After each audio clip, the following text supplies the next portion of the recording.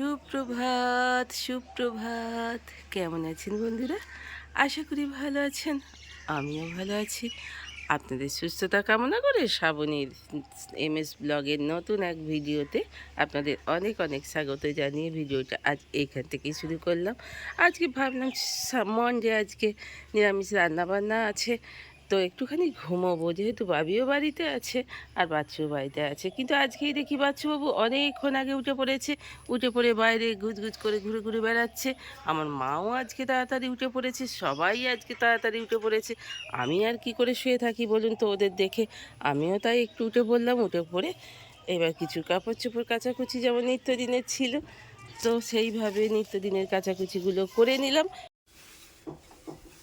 চলুন, ভাতটা তো হয়ে গেল, তো ভাতটা করে নিয়ে ভাতের হাঁড়ির গাটাকে ভালো করে মুছে নিতে হয় জানেন, নাহলে মা লক্ষ্মী খুবই রাগ করেন, সংসারের অমঙ্গল হয় এই গায়ে এই ফ্যানের দাগ লেগে থাকা। তা আমরা তো মেয়েরা চাই সবসময় আমার সংসারে মঙ্গল, যেখানে এতটুকু মঙ্গল আমরা পাই, সেটাই মনে করি যে আমরা এটা করি আমার সংসারটা শান্তিতে থাকবে, আমার সংসারটা মঙ্গলে থাকবে। তাই এইসব রিচুয়ালগুলো ছোটোখাটো হলেও এগুলো খুবই আমাদের সংসারের মধ্যে প্রভাব পড়ে। তো চলুন, মোছা হয়ে গেল। এক হাতে ধরে করছি তো হাতাটাও এটাও হাতের এই ঢাকাটাও ভালো করে মুছে নিয়ে ফেনাটা গড়িয়ে ফেলি। ভাতের ফেনাটা গড়িয়ে দিয়েছি, ভালো করে হাঁড়িটাকে মুছে নিলাম, মুছে নিয়ে ভাতের ফেনাটা গড়িয়ে দিলাম। এবার এখানে আমি আলু কুটে ধুয়ে নিয়েছি, কড়াইয়ে তেল তেল আর দিয়ে দিয়েছি, পাঁচফোড়ন দিয়ে দিয়েছি। তো বাবি এখনও ওঠেনি, আজকে সুযোগ পেয়েছে, লাইট খাচ্ছে। ডাকবও না, ও যখন ইচ্ছা হবে তখন উঠবে।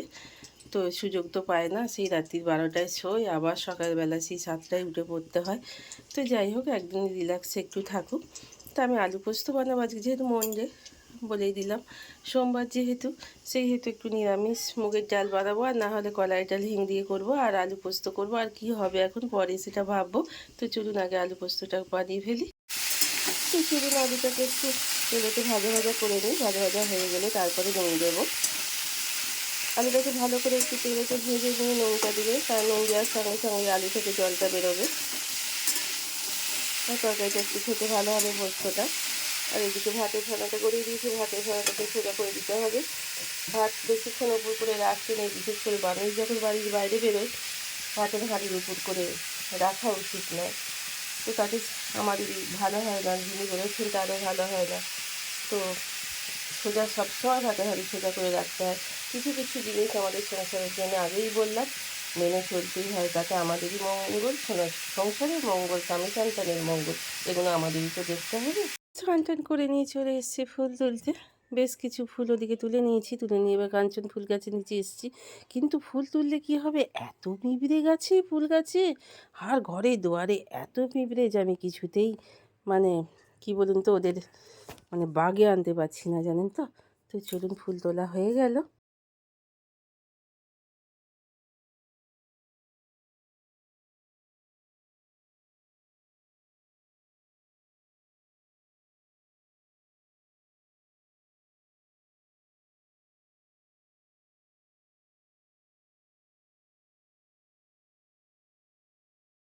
করে নিয়ে ভাবলাম যে বাবির জন্য আজকে একটু ব্রেকফাস্টে একটুখানি সাবুর পোলাও বানিয়ে দিই।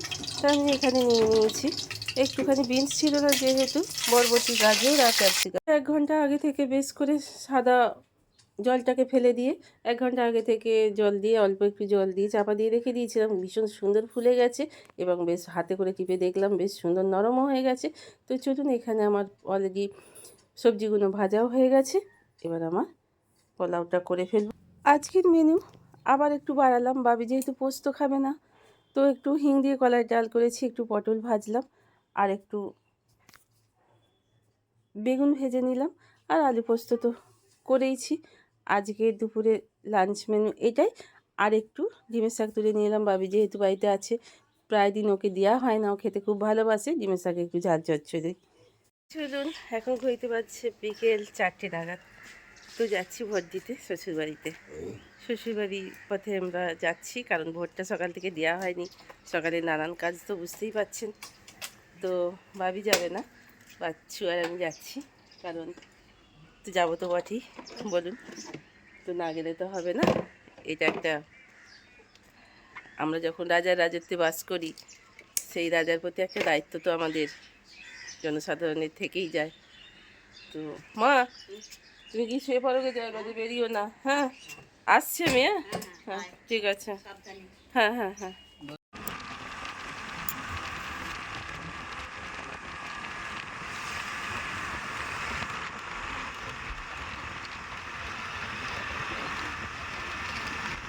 কালী মায়ের পুজো, যে পুজোতে আমরা এসেছিলাম, সেই কালী মন্দির। তো এইখানে ভোটের বুথ হয়েছে, সব এগিয়ে যাচ্ছে বুথের দিকে। সবারই মনে হয় সকাল সকাল হয়ে গেছে, জানেন, আমরাই বোধহয় লাস্টে এলাম, একদমই ফাঁকা। এসছি, নিজের বাড়িতে পা দেবো না, এটা তো হয় না, তাই জন্য এখানে চলে এলাম। আমার বাড়িতে কামিনী ফুল গাছটায় দেখুন কি অপরিসীম কামিনী ফুলের কুঁড়ি এসছে, এত দেখতে ভালো লাগছে। এই আমার বাড়ির তুলসী মঞ্চ সব ফাঁকা, ধুধু করছে একদম বাড়ি, গোটা বাড়িগুলোই। তো কাজ মিটিয়ে আমার এক প্রতিবেশী তরুণ এসেছিলো কালী পুজোয়, ওর বউ 4টি ডিম খেতে দিল, আর সুন্দর কচি কচি ডেগোর ডাঁটা দিয়েছে, জানেন তো। বাসন কুসুন মাজাতে একটু আপনাদের দেখাতে দেরি হয়ে গেল। ভোটের যে ফোঁটাটা দিয়েছিল কীরকম দাগ হয়েছে দেখাবো। কাঁচা আমের চপ বা হিমসাগর চপ, তার জন্য একটু বেসন নিয়ে নিয়েছি। আর আমটাকে আমি সিদ্ধ করে নিয়েছি, আর একটু কুচি কুচি করে আদা, এটা জিরে ভাজা, আর লঙ্কা কুচি করে নিয়েছি। আলুটাকে আর আমটাকে দিয়ে ভালো করে মেখে নিয়েছি। যেহেতু আমের, সেহেতু একটু চিনিয়ে দেবো, চিনিটাকে রেডি করে রেখে দিয়েছি।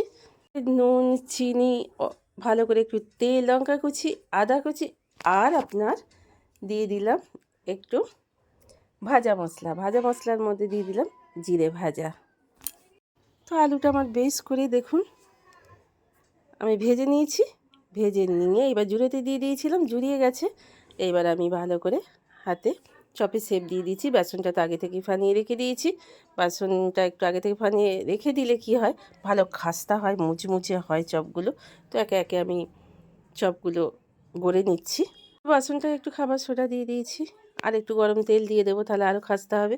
তো ঘরের জিনিস বলুন তো, একটার বেশি 4টে খেলেও দেখবেন কোনো ক্ষতি হবে না। তেলটাও খুব ভালো কোয়ালিটির। তো বেসনটাই ভালো করে গরম তেল দিয়ে দিয়েছি। এবার চলুন, তেলটাও আমার গরম হয়ে গেছে, অনেকটা বেশি করে তেল নিয়ে নিয়েছি, একবারে 300-350 গ্রাম মতো। তাই ডুবো তেলে অনেকগুলো একসঙ্গে হয়ে যায়, কারণ দেরি হয়ে গেল, প্রায় 6:45 বাজতে চললো। ভোট দিয়ে এসে বাসন কোসন মেজে কাজকর্ম করে তারপর তো এগুলো সব রেডি করলাম, করে তারপরে তৈরি করছি। তো যাই হোক, কী বলছিলাম, ঘরের জিনিস বলুন তো, আপনি একটার জায়গায় 4টে খেতে পারেন। তেলও ভালো, বেসনও ভালো, সব কিছুটাই ঘরের, সেইভাবে কোনো মশলা দিইনি। তো চলুন চপগুলো ভেজে ফেলি। তো চলুন, এই দেখুন 6টা দিয়ে দিয়েছি, যেহেতু অনেকটা তেল। তবে চপগুলো আপনাদের একটু ধৈর্য ধরে অল্প লো ফ্লেমে ভাজলে ভেতরটা পর্যন্ত একটু আপনার হবে, কি বলুন তো, আপনার মা বাসনগুলো তুলছে বলে একটু আওয়াজ হচ্ছে, তো আপনার মুচমুচে হবে, কিন্তু একদম বেশি ফ্লেমে আর ভাজতে গেলে ভেতরটা সিদ্ধ। তো চপ হবে সন্ধেবেলায়, চপ মুড়ি হবে, বাঙালির চপ মুড়ি, তার সঙ্গে চা হবে না, তা তো কখনো হয় না। তো যাই হোক, চাগুলো বসিয়ে দিয়েছি, চায়ের সব সরঞ্জাম রেডি করে ফেলেছি। চলুন, সবাইকে সব টপ দেওয়া হয়ে গেছে, চাটা করে দিই, এবার আমি খাবো। ঠিক আছে, আর 3 কাপ চা নিয়ে এবার চললাম ওদের কাছে দিয়ে দেবো। ওরা ক্যাম্প খাটে সব বসে আছে, আর চপও দিয়ে দিয়েছি, মুড়িও দিয়ে দিয়েছি, প্রায় ওদের খাওয়া হয়েই এসছে। এবার চাটা সবাইকে দিয়ে দিয়ে, এখনও চপ বাকি আছে 4টে মতো, চা দিয়ে এবার খাবে। চলুন, সবাইকে দিয়ে থুয়ে এবার আমি টাইম পেলাম, কেমন হয়েছে দেখি। নিজে যদি ভালো না লাগে, কেউ বললেও সেটা আমার ভালো লাগে না, জানেন তো। এত সুন্দর বড় বড়, খুব বড় বড় করেছি। বাচ্চু তো বলে কলকাতায় 12 টাকা করে এক একটা। আর কি টেস্টি হয়েছে, কাঁচা আমের ফ্লেভার, আহা কি ভালোই লাগছে। তো যাই হোক, আর নিজেও চাটা নিয়ে নিয়েছি। ওরা সব বাইরে খাচ্ছে, আর আমি এখানে টেবিলে বসে একটু খাচ্ছি। আর আজকে রাত্রে যেহেতু বাবি বাড়িতে আছে, আজ একটু বানাবো ফ্রাইড রাইস। একটু নুন দিয়ে দিলাম চালটায়, জানেন তো। তো ভাতটা তাহলে একটু নুনটা ভেতরে ঢুকে থাকলে অতটা সবজিতে নুন দিতে হবে না। তো একটু সোতা একটু নুনটা দিয়ে দিলে ভাতটা খেতে খুবই, রাইসটা খেতে খুবই ভালো হয়। তো চলুন, ভাতটা অলরেডি হয়ে এসছে। ঘড়িতে বাজছে এখন 10টা বাজতে 5। এই বাবি স্মার্ট বাজার থেকে পনির নিয়ে এলো। পনিরটাকে কেটে আমি অল্প করে ভেজে তুলে রেখে দিয়েছি, এবং পনির মশলা তৈরি করে ফেললাম। রাইসটা আমার অলরেডি আগেই হয়ে গেছে। সব দেখাতে গেলে ভিডিওটা অনেক বড় হয়ে যাবে, তাই জন্য সব কিছুই দেখানো পসিবল হয় না। খাওয়া কমপ্লিট করে এবার আইসক্রিম পর্ব চলছে। মাকে দিয়ে দিয়েছি, বাচ্চাকে দিয়ে দিয়েছি। তো চলুন, আইসক্রিম খেতে খেতে আজকের মতো ভিডিওটা এখানেই শেষ করছি। যদি ভালো লেগে থাকে একটা লাইক কমেন্ট করে দেবে।